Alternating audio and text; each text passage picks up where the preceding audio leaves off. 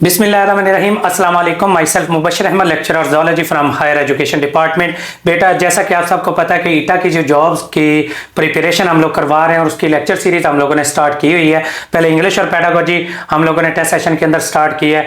अब मैथमेटिक्स और जो जनरल साइंस है इसके लेक्चर सीरीज है स्टार्ट की है। 4th क्लास से लेकर हम लोग इंशाल्लाह 10th क्लास तक आप लोगों को सारे सब्जेक्ट्स हैं वो कवर करवाएंगे और उनके टेस्ट सेशन कंडक्ट कराएंगे। अगर आप हमारा सेशन ज्वाइन करना चाहते हैं तो डिस्क्रिप्शन के अंदर हमारा नंबर दिया है कि उस पर रब्ता करके आप लोग हमारे सेशंस हैं वो ज्वाइन कर सकते हैं। तो सारी लेक्चर सीरीज इंशाल्लाह ये सारी प्रोवाइड करेंगे। जब तक आप सब्जेक्टिव नहीं पढ़ेंगे, अकेला ऑब्जेक्टिव पढ़ेंगे, आप लोग पास नहीं हो सकते। इसलिए सब्जेक्टिव को जरूर स्टडी करें और टेक्स्ट बुक्स को पढ़ें, उनके अंदर से एमसीक्यूज इंडिकेट करें जिस तरह से ये मैं चैप्टर्स में इंडिकेट करता हूं। इससे आप लोगों की बेहतरीन तैयारी हो जाएगी। पहले 4 चैप्टर्स हम कर चुके हैं, तो आज 5वां चैप्टर है 4th क्लास का, वो स्टार्ट करेंगे, forms of energy and energy transfer. ठीक है, सबसे पहले एनर्जी की डेफिनेशन खुद से एक एमसीक्यूज है, the ability to do work. किसी भी चीज के काम करने की जो एबिलिटी होती है उसको क्या कह देते हैं? एनर्जी। किसी भी काम यानी कि एबिलिटी टू डू वर्क, काम करने की ताकत, जो क्या कहलाती है? एनर्जी। जैसा कि हम लोग का जब थके होते कहते हैं जी मेरे जिस्म में एनर्जी नहीं, यानी काम करने की पावर ही हमारी खत्म हुई है। किसी भी जिस्म के काम करने की जो पावर होती है उसको हम एनर्जी का नाम दे देते हैं। जो ह्यूमन की मूवमेंट्स हैं, लाइट है, बल्ब है, हीट है, ये सारे के सारे क्या चीज़ है? स्कूल बेल किसी एनर्जी की वजह से चल रही है। तो ये सारी की सारी चीजें क्या होती हैं? एनर्जी। अब यहां से एक एमसीक्यूज बनता होता है और ये कई बार बच्चे गलत कर जाते हैं। The biggest source of energy लिख देते होते हैं सन है, वाटर है, बच्चे ना वाटर लगा आते हैं, वो हाइड्रो पावर क्योंकि उससे आती है। तो सन से बेसिकली एनर्जी आती है जिससे ये दुनिया चल रही है। बाकी एयर, वाटर, कोल, गैस, सबसे एनर्जी हमें मिलती है, लेकिन मेजर सोर्स ऑफ एनर्जी क्या चीज़ है? सन है। तो इस पैराग्राफ में से हमें 2 एमसीक्यूज बन सकते हैं, एक एनर्जी वाला और एक मेजर सोर्स ऑफ एनर्जी क्या चीज़ है? वो सन है। ठीक है, हर चीज़ उन्होंने क्या, कश्ती चलती है, पौधे ग्रो करते हैं, हम कोई काम करते हैं, पंखा चलता है, बस चलती है, या ये वाटर फ्लो करता है, तो ये किसी ना किसी एनर्जी की वजह से होता है। एनर्जी हमारी डेली लाइफ के अंदर एक फॉर्म से दूसरी फॉर्म में ट्रांसफर हमेशा होती रहती है। एक फॉर्म काइनेटिक एनर्जी से इलेक्ट्रिक एनर्जी, जैसा कि मैं एक जनरल एग्जांपल दे देता हूँ। पानी है, ऊपर से नीचे डैमों में गिराया जाता है, उससे क्या चलती है? ये टरबाइन चलती है, टरबाइन से बिजली पैदा होती है। तो काइनेटिक एनर्जी किस में चेंज होगी? मूवमेंट वाली एनर्जी किस में चेंज होगी?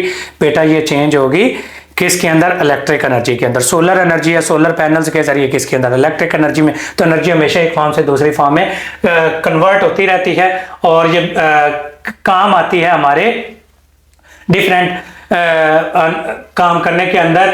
अब ये जैसा कि उन्होंने कहा कि ये इधर डैम की एग्जांपल दी है कि पानी को हाई लेवल पर स्टोर किया जाता है, उसमें पोटेंशियल एनर्जी होती है, फिर वो नीचे गिरता है, उसमें काइनेटिक एनर्जी होती है। वो टरबाइन चलती है, उससे पानी के गिरने से उससे जो बिजली पैदा होती है तो वो क्या हो जाती है जी? Electrical energy. तो इस तरह से एनर्जी एक जगह से दूसरी फॉर्म में चेंज हो जाती है। ये जो पानी से एनर्जी पैदा की जाती है इसको हाइड्रो इलेक्ट्रिक पावर कहते हैं। ये स्टीम से पैदा की जाती है जिसको थर्मल पावर कहा जाता है। स्टीम, पानी गर्म किया जाता है, उससे स्टीम पैदा होती है, उससे टरबाइन चलती है, उससे जनरेटर से बिजली पैदा होती है। ये थर्मल पावर है जी।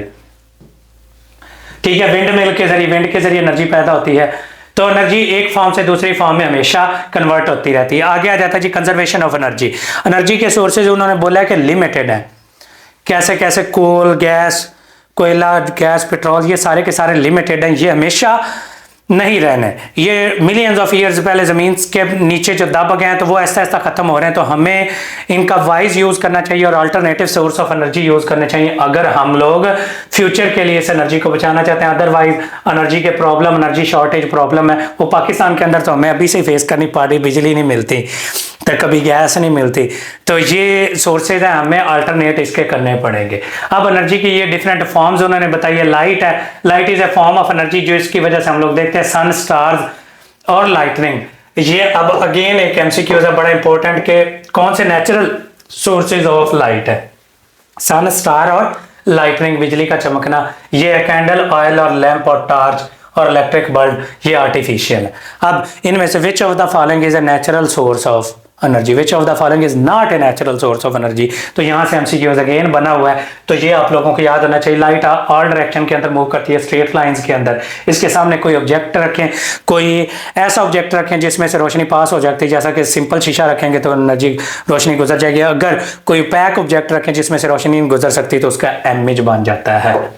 यहाँ से भी एमसीक्यूज है, यहाँ से भी, कि उन्होंने कहा कि ये एमसीक्यूज भी इन्होंने एक्सरसाइज में बनाया हुआ है कि अगर लाइट एक कैंडल जलाएं अंधेरे के अंदर तो आप अपना हाथ करीब रखें तो एमएच के ऊपर, और दूर दूर ले जाते हैं जहाँ एमएच के ऊपर क्या फर्क पड़ेगा। अगर करीब करीब लाएंगे तो एमएच बड़ा होता जाएगा जो दीवार पर बनेगा, अगर दूर लेके जाएंगे लाइट से अवे करते जाएं तो एमएच है वो छोटा होता जाता है। रिफ्लेक्शन ऑफ लाइट है, रिफ्लेक्शन ऑफ लाइट उन्होंने कहा कि ये शीशे के अंदर हमें रोज नजर आती है, तो ये रिफ्लेक्शन ऑफ लाइट है, लाइट रिफ्लेक्ट बैक होकर हमारी आंखों के अंदर जाती है जिसकी वजह से हम लोग नजर आते हैं। प्रिज्म क्या चीज है, ये अगेन डेफिनेशन उसकी लिखी हुई है, 3 डायमेंशनल ट्रांसपेरेंट ऑब्जेक्ट है जो कि लाइट को डिफरेंट कलर्स में चेंज कर देता है, तो ये 7 कलर्स के अंदर चेंज कर देता है। प्रिज्म को अगर साफ रोशनी के अंदर रखें तो 7 कलर्स के अंदर ये इस तरह से लाइट को ये चेंज कर देता है। ये अगेन नेचुरल लाइट के कलर कौन कौन से होते हैं, 7 कलर्स होते हैं, ये भी एमसीक्यूज है। कितने, सनलाइट के red, orange, yellow, green, blue, Indigo और वायलेट, ये कलर है। आगे वो उन्होंने बताया रेनबो कैसे बनती है कि जो सस्पेंडेड पार्टिकल्स होते हैं वाटर के, उसके अंदर से जब रोशनी गुजरती है तो उनकी वजह से ये जो है रेनबो बन जाती है 7 कलर की आसमानों के अंदर।